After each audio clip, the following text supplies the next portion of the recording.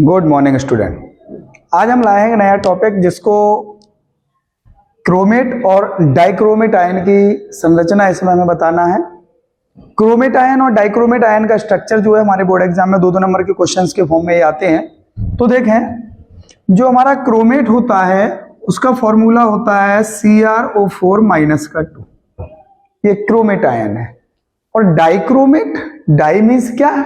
2, तो डाइक्रोमेट जो होता है बेटा वो होता है Cr2O7 - 2। इनका हमें स्ट्रक्चर बनाना है।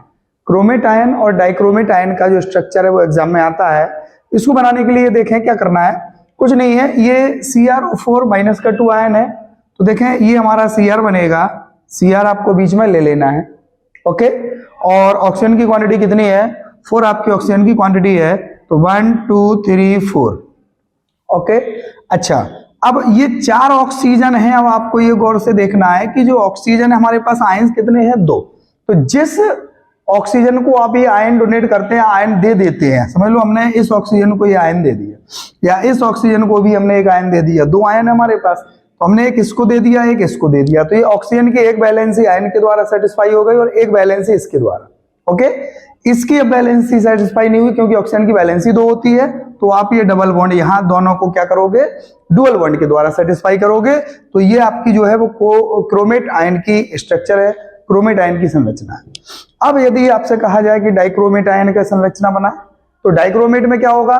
देखें, डाइक्रोमेट में क्या होता है कि इसको हटाते हैं। डाइक्रोमेट में क्या होता है बेटा? क्रोमियम 2 है, तो देखें ये Cr बना, ओके। अब यही संरचना समझ लो हम बना रहे हैं इसकी 1 2 3 और 4, ओके।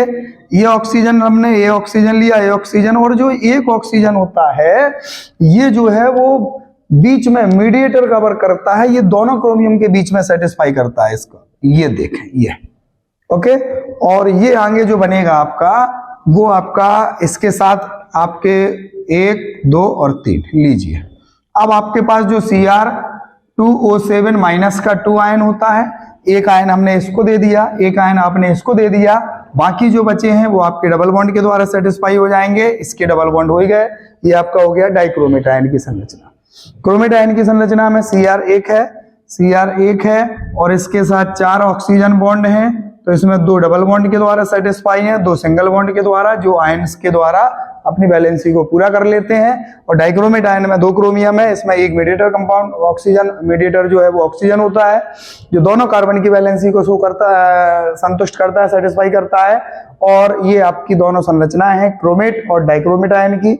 हमें लगता है आपको समझ में आया होगा, और यदि समझ में नहीं आया तो इसको अच्छी तरह से एक बार और रिवाइज कर देख लें और एक बार संरचना को बनाकर देखें।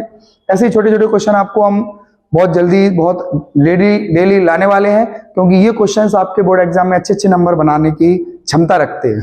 Best of luck.